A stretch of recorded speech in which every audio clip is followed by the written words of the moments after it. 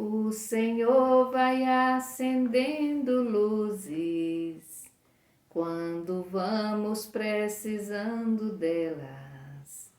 O Senhor vai acendendo luzes quando vamos precisando delas. O Senhor vai acendendo luzes quando vamos precisando delas. O Senhor vai acendendo luzes quando vamos precisando delas. Peçamos ao Senhor que Ele acenda, a luz do amor em nós. Que Ele acenda a luz da paciência, a luz do perdão, a luz da tranquilidade, a luz da coragem, a luz da saúde. Que o Senhor acenda em nós a luz do cuidado para com o outro. Que o Senhor acenda em nós a luz da justiça. Em silêncio, nós também, nesse momento, podemos pedir ao Senhor que Ele acenda outras luzes. E aí você pode dizer quais a luz que você quer que o Senhor acenda neste momento em sua vida. Na vida das pessoas que você conhece, na vida da sua família, na vida da sua comunidade, na vida da sua igreja. Queremos nesse momento que o Senhor acenda a luz da saúde, do amor, da paz, na vida do seu Francisco do Terço, da Carla Graciene Silva Soposto, a saúde, Carla, se eu não me engano, já faz um ano que ela está internada. Então peçamos que o Senhor acenda a luz da saúde na vida da Carla e de toda a sua família. Também na vida do Cássio Leonardo, Bárbara Costa, Dona Francisca, Maria de Lourdes Feitosa, Marta Nunes, Rita Nunes, Isilda, Dona Edith Soares, Rosa Maia Lins de Alencar, Maria do Carmo Costa Leite, Chácha Emília, Lins do Nascimento, Leinha, Ritinha Castro e tantas outras pessoas que precisam neste momento da luz, da alegria, da saúde. Meu irmão e minha irmã, que esse dia de hoje seja um dia de muito amor, seja um dia vivido na presença de Deus. Em nome do Pai, do Filho e do Espírito Santo. Amém. O Evangelho está em Mateus, capítulo 9, do versículo 14 ao 17. Ouvi, irmão e irmã, a palavra do Santo Evangelho, escrito por Mateus. Glória a vós, Senhor. Então os discípulos de João se aproximaram de Jesus e perguntaram: Nós e os fariseus fazemos jejum, por que os teus discípulos não fazem jejum? Jesus respondeu: Vocês acham que os convidados de um casamento podem estar de luto enquanto o noivo está com eles? Mas chegarão dias em que o noivo será tirado do meio deles. Aí, então, eles vão jejuar. Ninguém põe remendo de pano novo em roupa velha, porque o remendo repuxa o pano e o rasgo fica maior ainda. Também não se põe vinho novo em barris velhos, senão os barris se arrebentam, o vinho se derrama e os barris se perdem. Mas vinho novo se põe em barris novos, e assim os dois se conservam. Palavra da salvação, glória a vós, Senhor. Muito bem, meu irmão e minha irmã. Os discípulos de João e os fariseus eles se aproximaram de Jesus. E aí eles vão fazer uma pergunta que é muito interessante. Porque nós e os fariseus jejuamos tanto e os seus discípulos não jejuam? Se a gente prestar bastante atenção na pergunta dos discípulos de João e dos fariseus, a gente percebe que eles estão jejuando porque é algo imposto, né? Não é algo livre.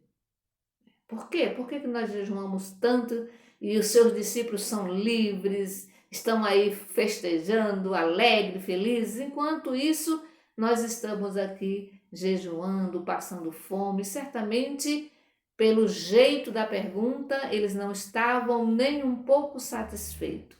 Porém, existiam leis que diziam que eles tinham que jejuar.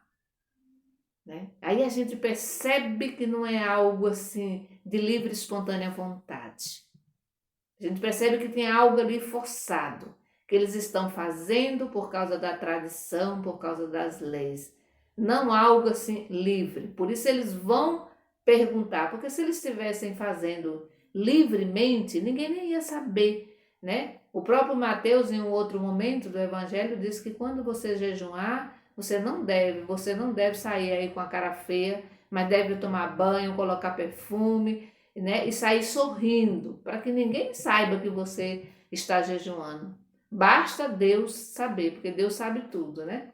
E aí a gente percebe nessa pergunta dos discípulos de João e dos fariseus que tem algo errado ali, que eles não são livres, né? E aí os discípulos de João e os fariseus estavam incomodados, diz o texto. Estavam incomodados com o comportamento dos seguidores de Jesus. Por que será que eles estavam incomodados? Eu fico imaginando que, estando junto de Jesus, os seguidores estavam felizes, estavam vibrando, fazendo festa, dançando, porque é assim que deve se comportar alguém que está na presença de Jesus. Porque a presença de Jesus é uma presença boa. Quando a gente está perto de alguém que a gente ama, a gente não fica emburrado com a cara feia, não fica reclamando, né? Certamente os discípulos estavam muito felizes. E você, meu irmão, quando você está pertinho de Jesus, você também fica alegre, feliz, né?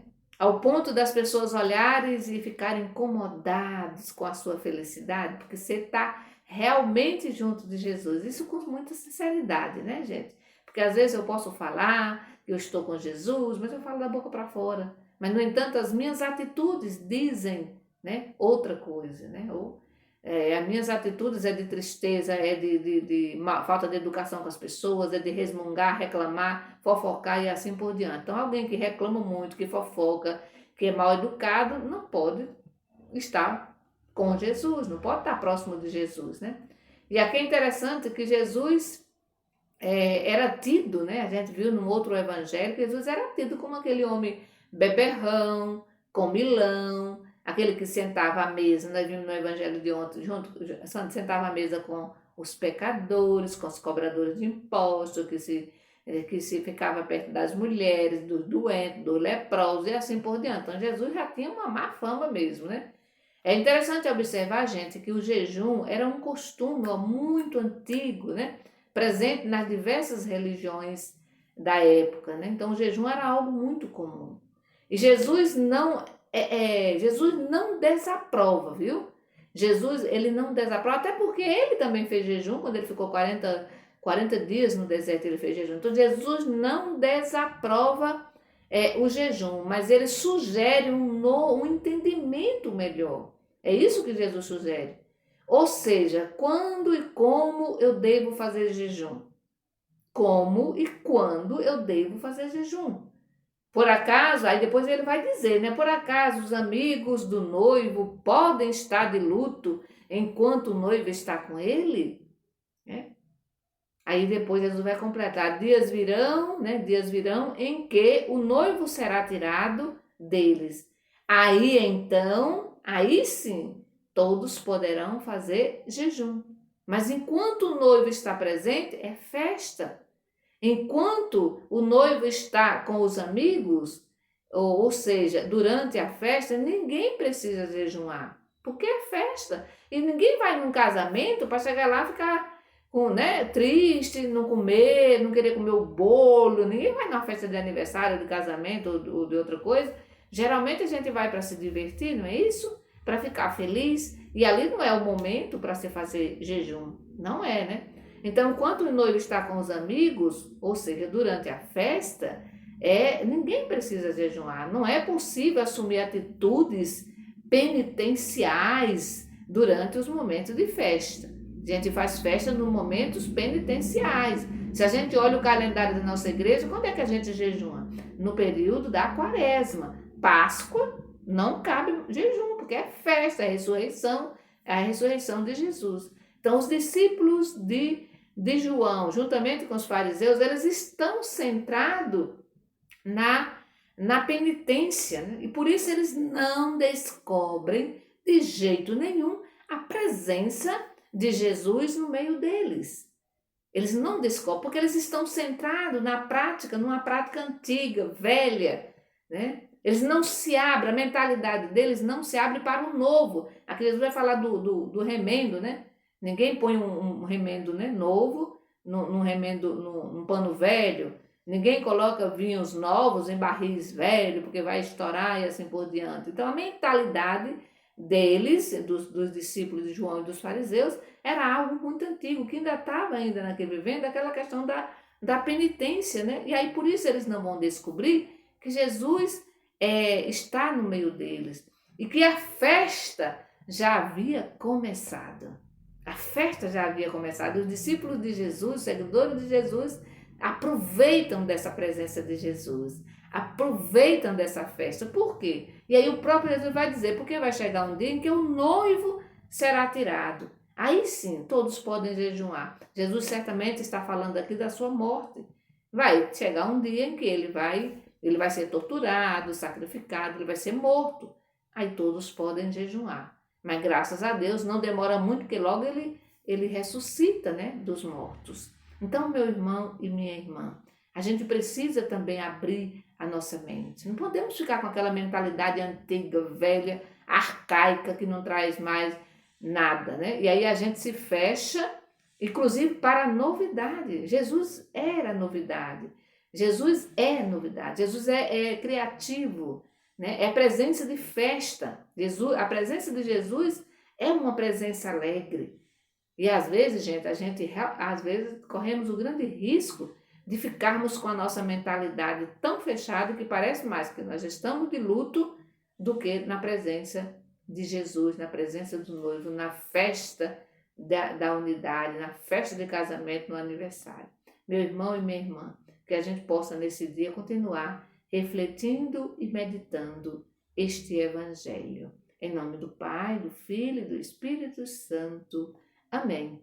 Bendigamos ao Senhor e demos graças a Deus.